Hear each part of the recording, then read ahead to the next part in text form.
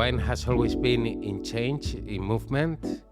The wine that we drink now, it's not the wine that was drank 100 years ago or 1,000 years ago.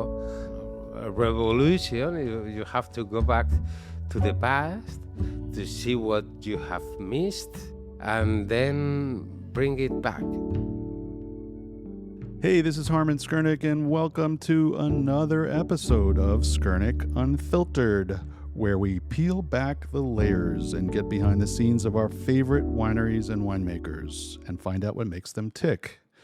And today, I'm joined by none other than Max Working, who is our portfolio manager for Greece, Spain, and Portugal primarily. We are here because you recently sat down with Ricardo Peñalba, who is one of the brothers who are the proprietors of one of our favorite wineries from the Ribera del Duero in Spain, Torremilanos. Finca Torremilanos, our great friends in Aranda de Duero, in the upper kind of eastern reaches of the Ribera del Duero appellation, Burgos province. Yeah, Ricardo is the winemaker. It's very much a family affair. His brother Vicente is also a dear friend. Although to call either of them the proprietor might be laying it on a little thick, because their mother, the redoubtable Pilar Pérez Albéniz, who's a force of nature, is still the boss. And they're doing an amazing job bringing the estate into the contemporary era, but Pilar is still very much the boss. We'll get her on some other episode. That would be interesting. It's interesting that you say you're bringing it into the contemporary era, because the estate itself has a lot of history. It goes back over 100 years. And I believe, if I'm not mistaken, after Vega Sicilia, I think it was the second winery founded in the region, right? You're talking about the concept of a concretely named agricultural wine producing entity, by that metric, it is in fact the second oldest wine estate in what is now known as Ribera, after the famed Vega Sicilia. I say in what is now known as Ribera because when it was founded in 1903, a lot of people might not realize this, but that's fully 75 plus years before the founding of the actual Ribera del Duero appellation, which was not even actually constituted officially until the 1980s. It's one of these kind of second or maybe even third wave, you could call it, of Spanish DOs that nowadays are among the most famous in Spain, but are much more recent than people might realize. It's amazing sometimes when you think about these regions that they're second nature to the old world, and to think how recent some of these appellations are and when they were founded. They're also Demeter certified, which is amazing to be completely biodynamic in the region. They're very serious about their grape growing. Ricardo himself was the driving force behind moving their agriculture into a not just, organic certified, but indeed Demeter certified direction. And they were the first ever winery in Ribera to get biodynamically certified. And to this day, Ricardo serves as the vice president for the Asociación de Agricultura Biodinámica de España. He's the vice president of that association, and they host, an annual conference for growers at the estate.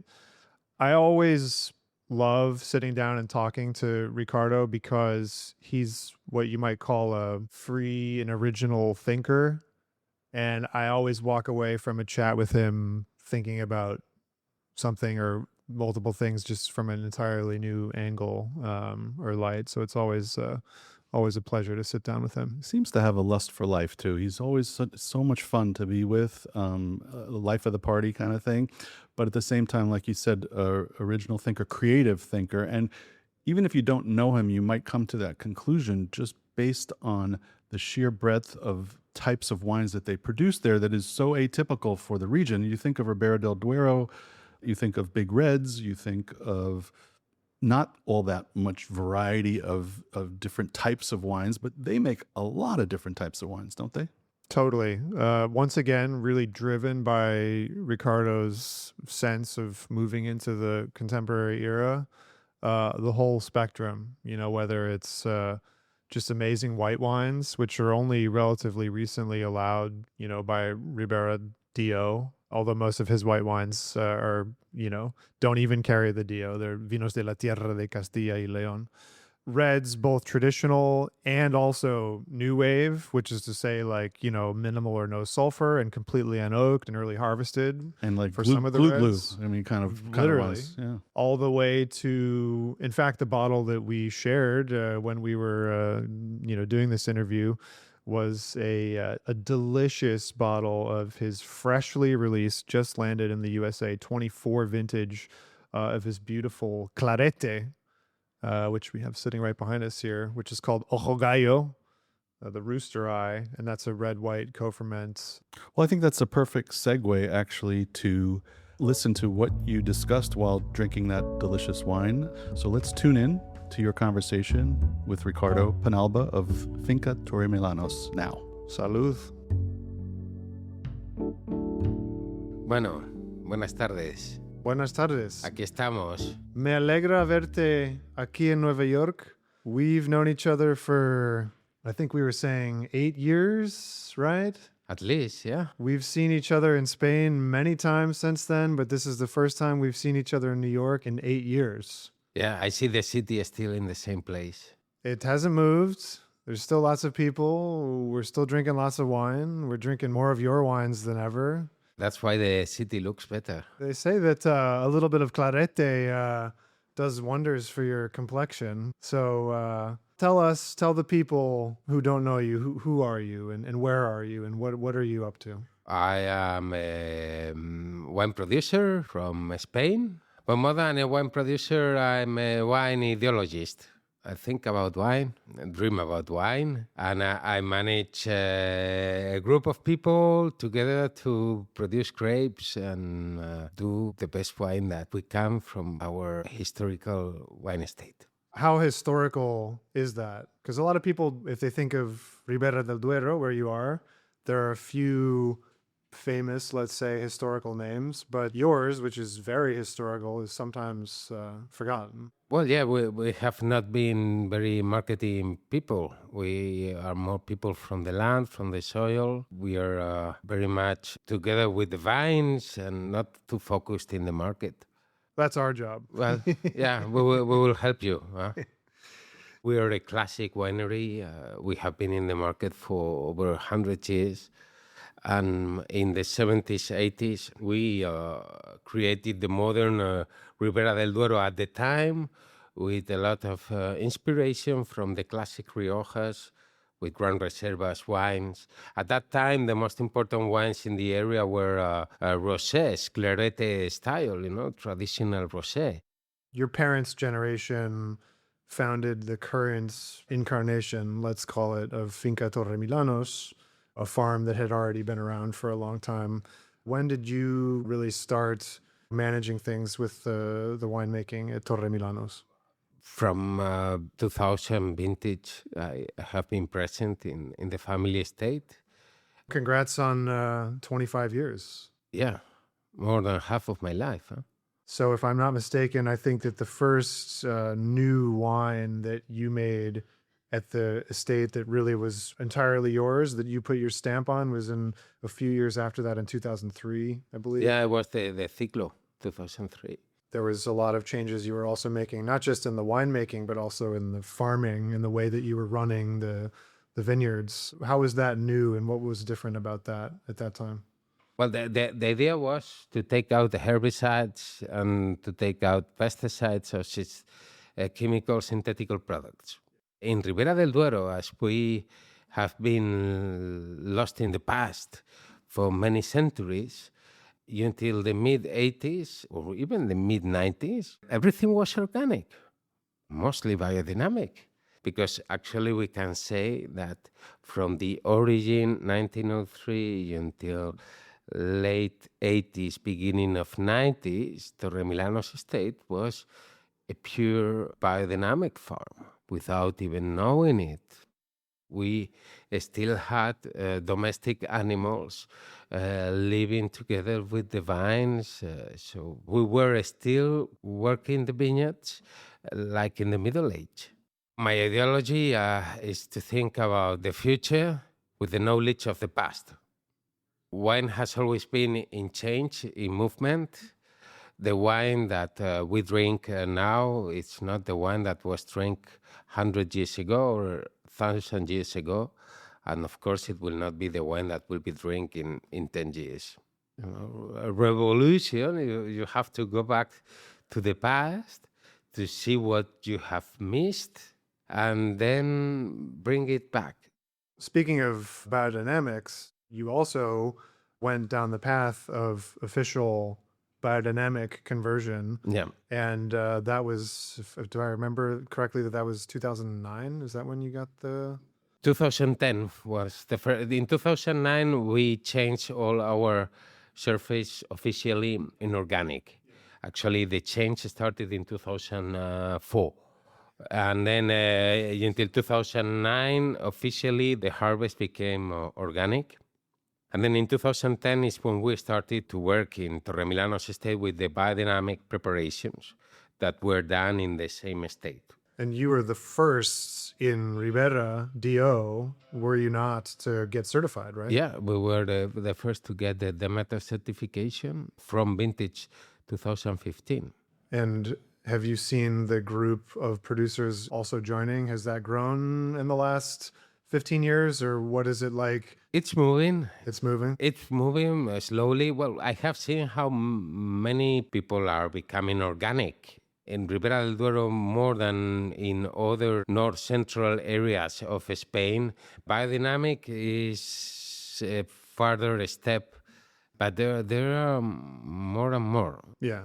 But you have a personal stake in this, I guess, because you're also involved with running I forget the name of the association. But the Asociación para la Agricultura Biodinámica de España. So for all of Spain, the Association of Biodynamic Producers from all over. Yeah, I'm the vice president of the Spanish Agriculture Biodynamic Association. Yeah, and I don't know if you do it every year, but you definitely have hosted conferences on... Well, this year we had an international congress that was very interesting, and with a lot of important producers coming to see what was going on. People are very interested about biodynamic farming, but there is something missing that makes the people to get more involved in this movement.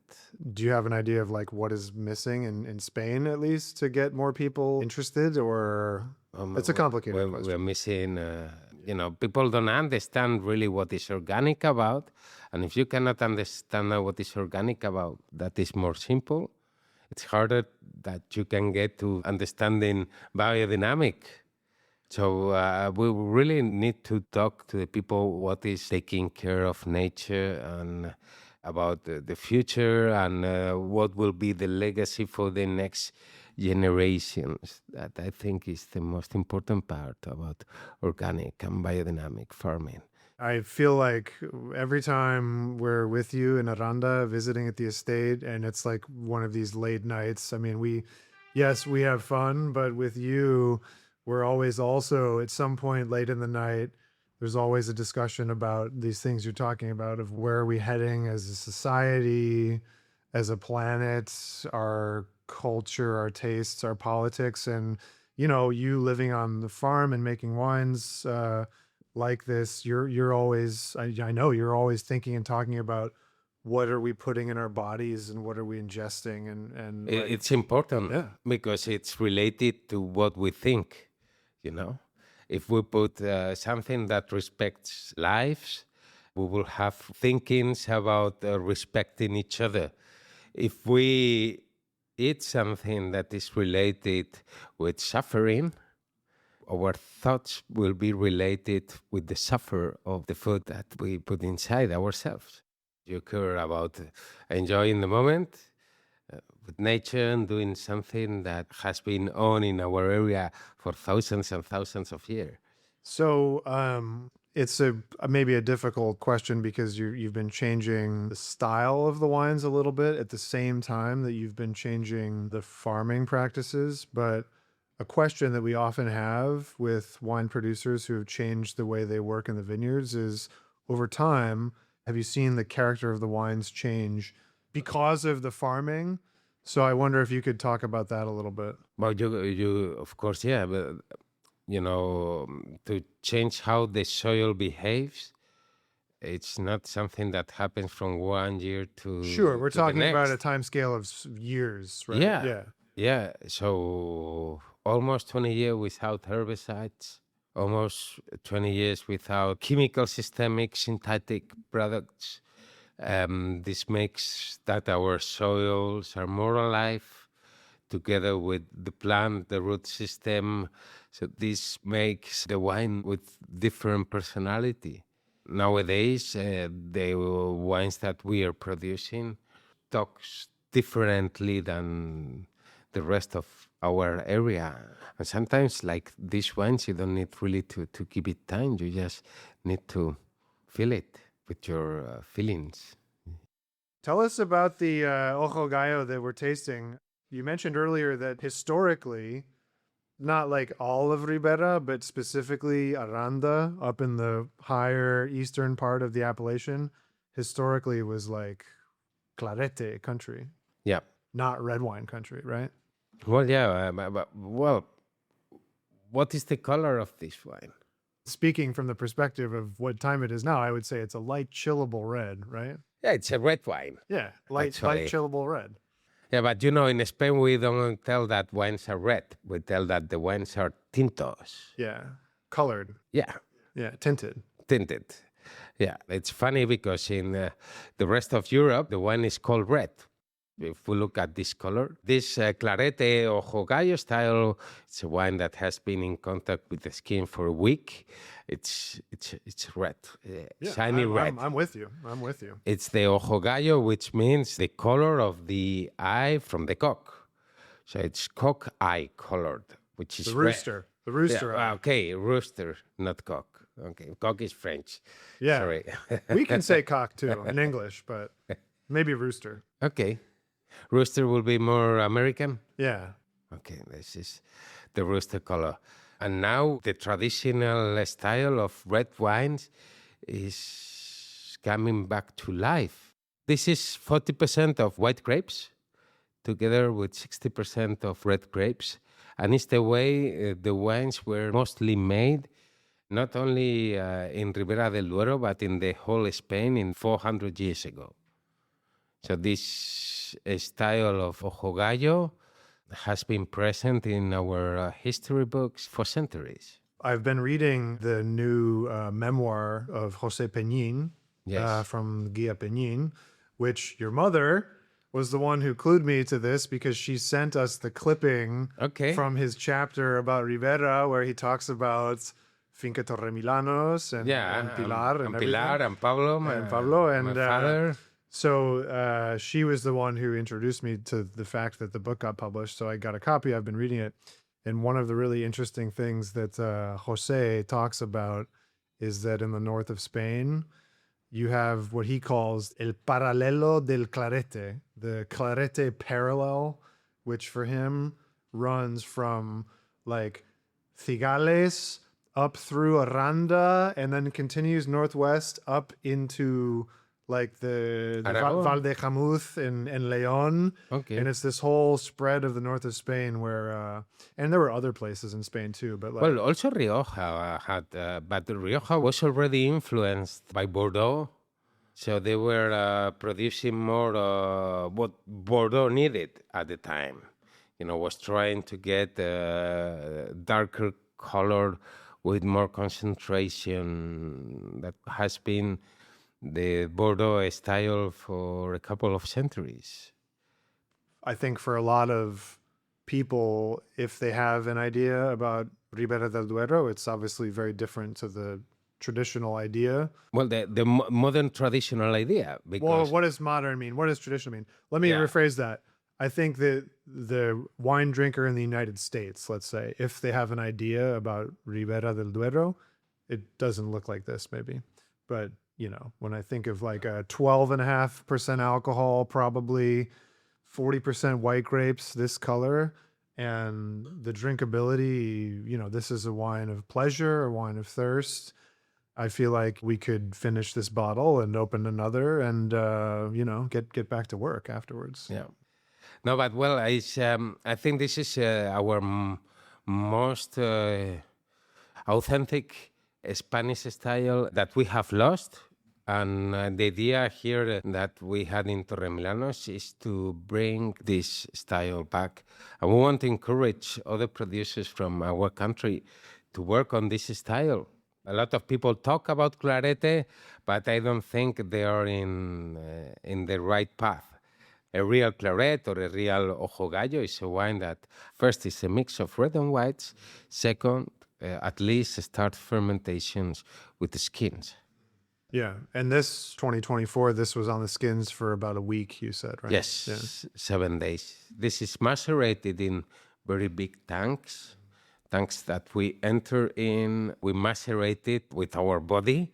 Without the use of machine for those days. So the most important thing is to pick the grapes as cold as you can, so you can keep the grapes and the juice without start fermentation for at least 5 days without any use of Air conditioning, refrigeration. cold refrigeration. So you're harvesting at night or in the early morning? Early morning. Early morning. Early morning. In general, talking about running your winery and electricity, which is, it might sound very like boring or prosaic, but electricity in wineries is a big deal, right? It Because is. in the last 5 years since the pandemic, we're talking about a lot of inflation and energy costs in Yeah. Europe, and it's a big problem for a lot of wine producers.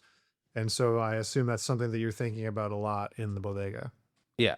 First was the respect of nature, the respect of agriculture, looking at the plant like a living being. And now we have to look at the effect of man in nature.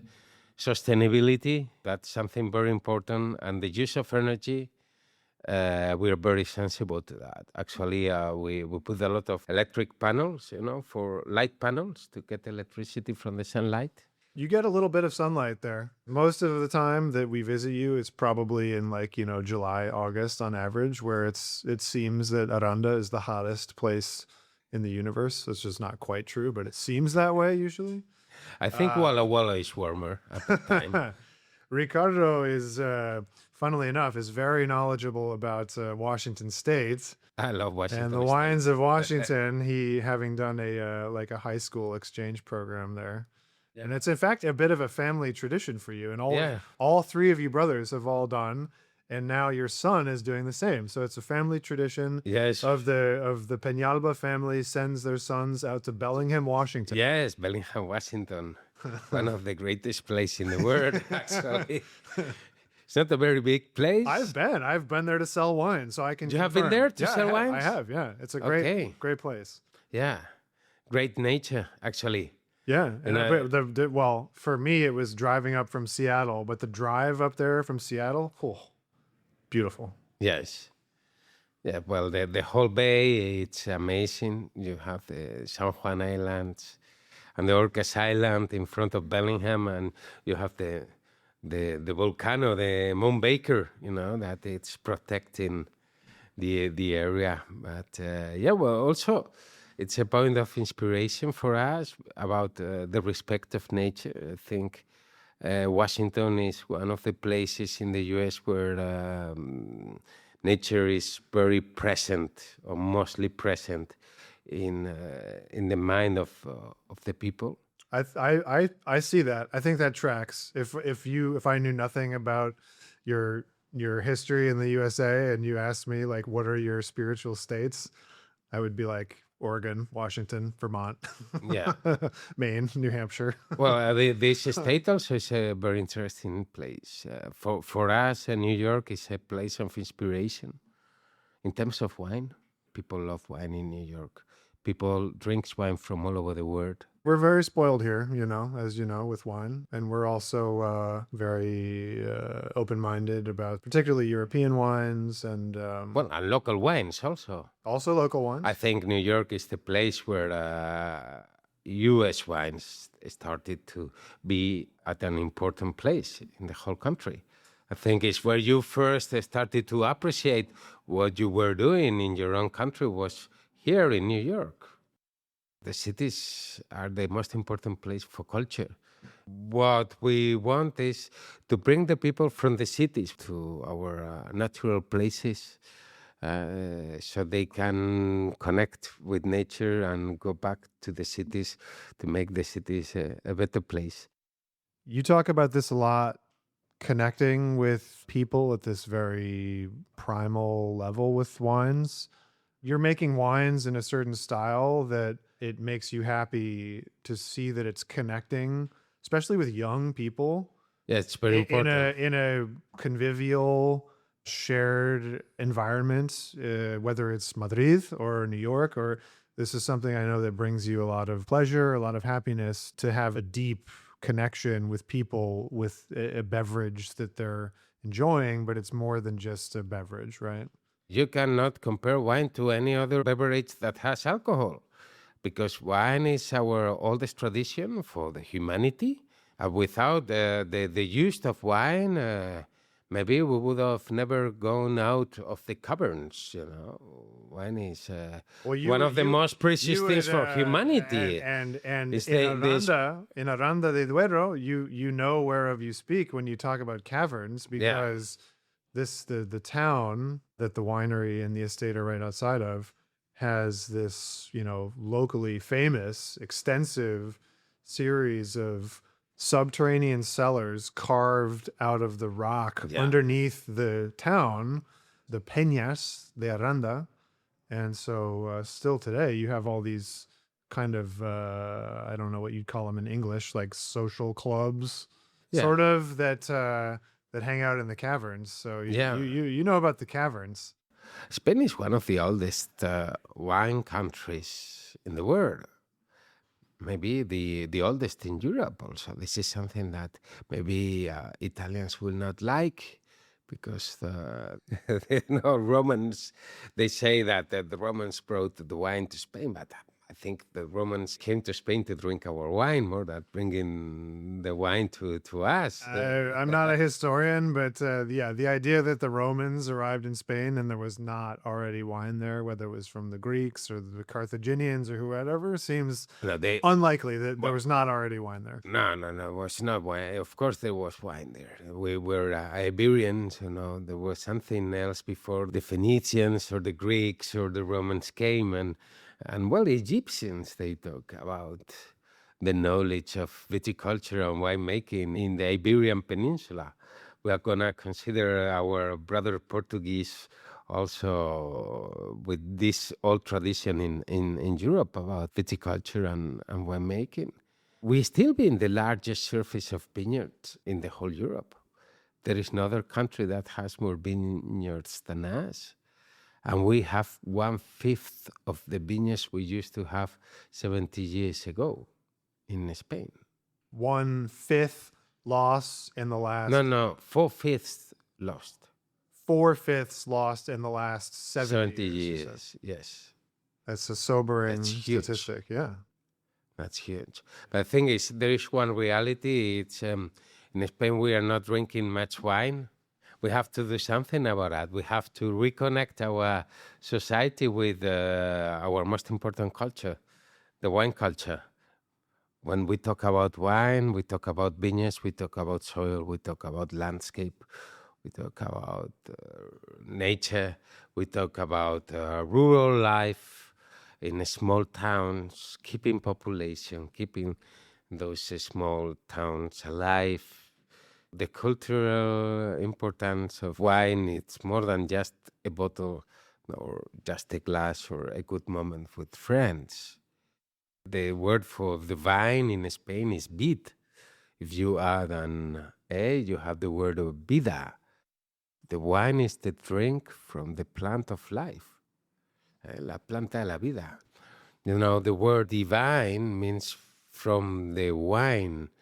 So when you having a meeting with other people and you put a little bit of wine, you open a different dimension.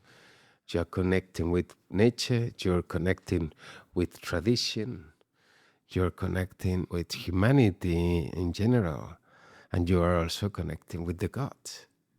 In Finca Torremilanos, we want to connect people with nature in general. We want to connect human beings with humanity. I think our society is missing this humanity feeling that we really need, because we are human beings. Well, if any of the listeners find themselves in the Madrid area and a little bit of free time, if you want to experience what Ricardo's talking about, you just grab a car, and depending on how fast you can drive, you're not more than 1 hour and a half north of Madrid, up in Aranda de Duero, and you can experience the beautiful holistic entity they have in Aranda of the farm and the winery and the animals and everything. So, and it's an energetical place also. Yeah? You feel good when you are in Torremolinos. I always do. And if you cannot come to Torremolinos, well, just grab a bottle of Torremolinos and share with good friends. And there's a way also to connect with Torremolinos. So there you have it, people. Finca Torremolinos. These are human scaled wines made by great humans respecting nature. Pues gracias por la charla. Muchas gracias a ti y a Nueva York y a toda la familia Skurnik. De nada. Y el equipo Skurnik. De nada a ustedes. Un placer. Skurnik Unfiltered is recorded at Skurnik Wines and Spirits headquarters in the Flatiron District of New York City, which is why you might hear some city noises as we go along, like horns honking. If you found the conversation interesting, please consider liking, subscribing, and leaving a review. You can stay up to date on our show and upcoming events by following Skurnik Wines on Instagram and visiting our website at skurnik.com.